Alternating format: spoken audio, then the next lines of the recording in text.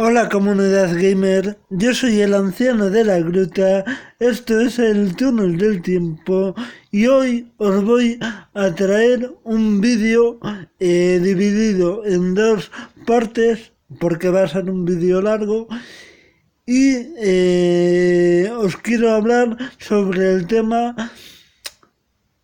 de la especulación y de por qué algunos videojuegos y algunas consolas salen tan caras en el mundo del retro videojuego. Este es un vídeo que me lo ha sugerido una seguidora mía de México, Carmen Adriana Trujillo Méndez Trujillo, creo que es, Carmen Adriana. Le mando un saludo muy fuerte desde Vigo, desde España, para México.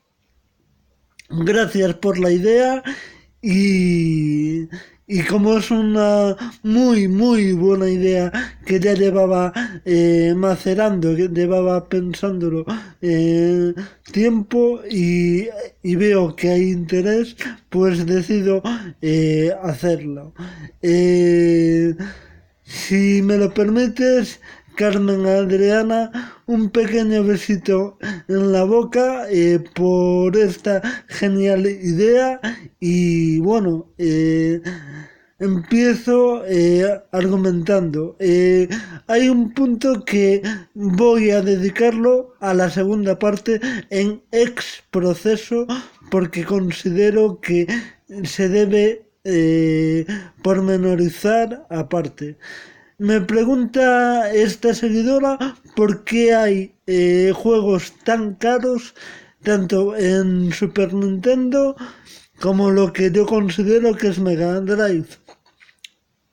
Ella me preguntaba por Super Nintendo, pero yo incluyo Mega Drive. Lo primero, por varios motivos. 4 o 5. Vamos a numerar. Primero, factor nostalgia. ¿Qué es lo que siempre buscamos y que nunca vamos a volver a tener? Juventud, niñez. El factor nostalgia, el factor tener un videojuego que nos recuerda la niñez, la mejor época de nuestras vidas y que según los psicólogos así es un factor muy a tener en cuenta. Esos videojuegos antiguos nos recuerdan a esas largas partidas que teníamos cuando éramos pequeños, que a lo mejor una partida de 3 4 horas se nos hacían 5 minutos.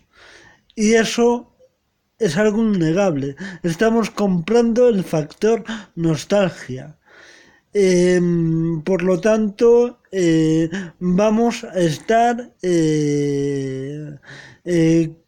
pagando por un recuerdo, básicamente. Y eso los vendedores, los especuladores, que hay mucho, luego ya desarrollaré el tema, lo aprovechan, saben que es cierto que estamos intentando pagar por aquello que nunca vamos a volver a tener, que es la niñez, la nostalgia.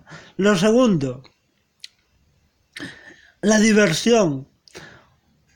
No digo que haya, que no, o sea, que las consolas de nueva generación no sean divertidas.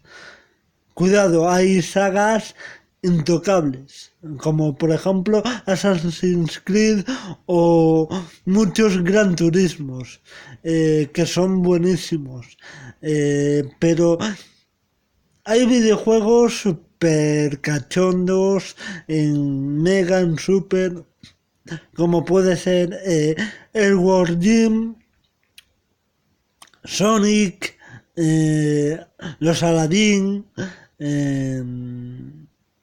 juegos que son la puta caña de divertidos y que no agobian, y que no agobian.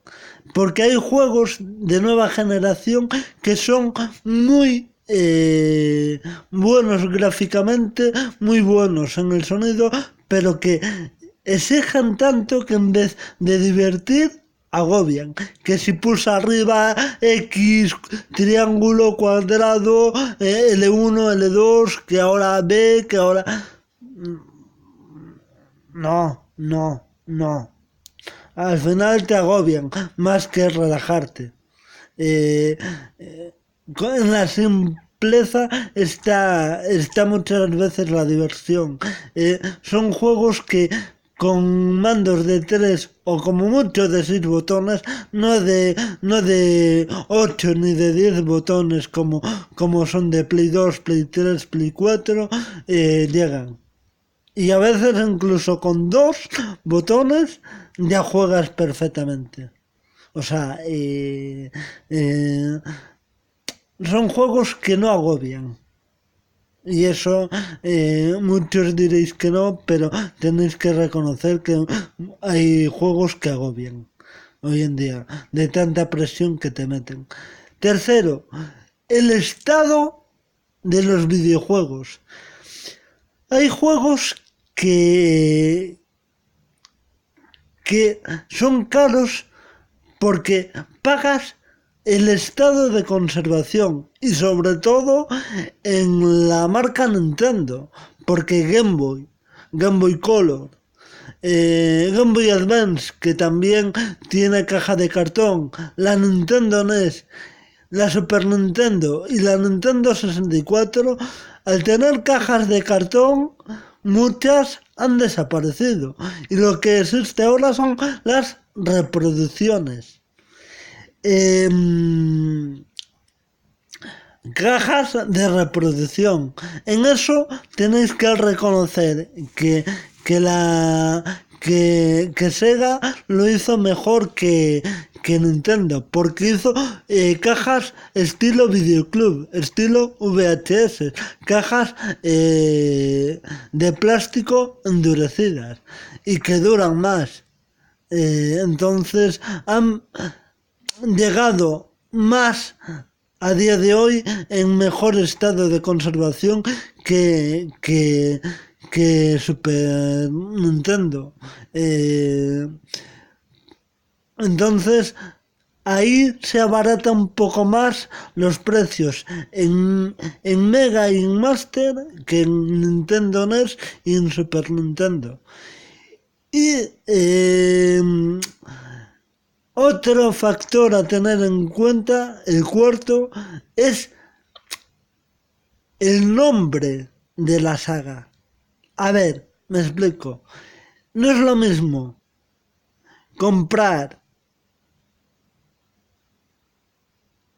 Sé que me dejo llevar por mi corazón, pero no es lo mismo comprar un Dragon Ball Z o un Castlevania de Mega Drive o Super Nintendo que un Sonic 1, que es mucho más genérico.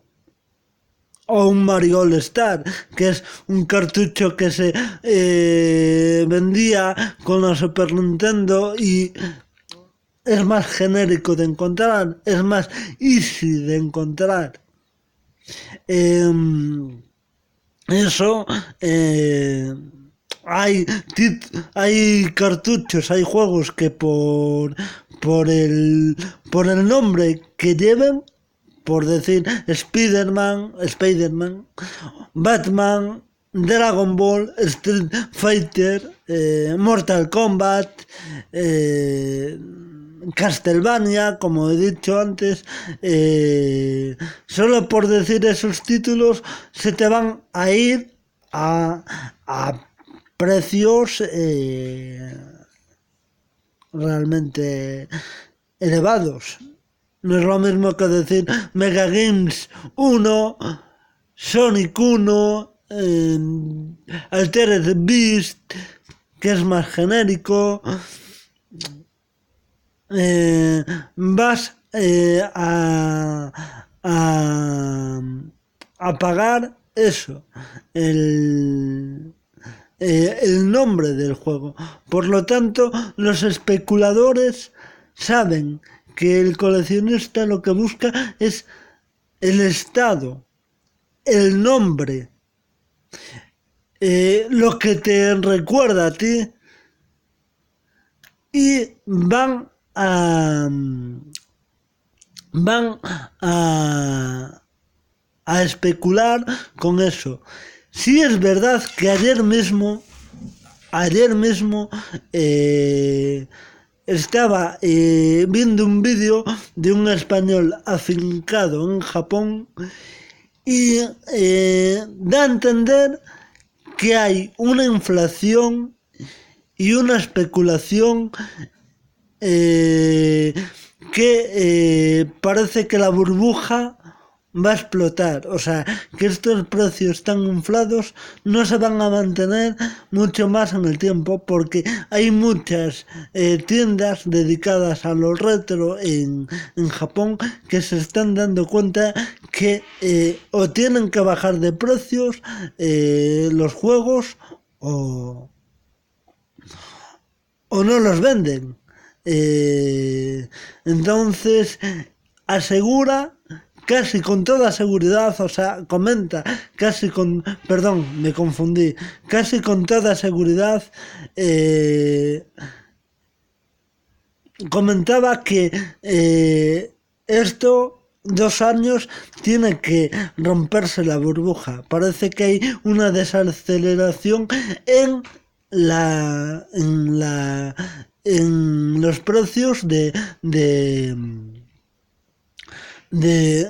los juegos antiguos, y aseguraba que no es lo mismo vivir en México o en Alemania, que son zonas que están cerca de los países productores, o que son países productores de videojuegos, que vivir en países mucho más alejados, como puede ser España, Portugal, Italia, el sur de Francia. ¿Por qué? Porque, veréis, México está cerca de Estados Unidos, con lo cual recibe muy cerca los videojuegos. Entonces, el mercado que tiene es abismal. Alemania y el Reino Unido en Europa eran los productores de las versiones PALs para la zona europea. Recordemos que los videojuegos en los 80 y 90 y principios de los 2000 se dividían en región NTSC americana, NTSC-J, que es la japonesa, y la PAL, que es la europea. Entonces, no era lo mismo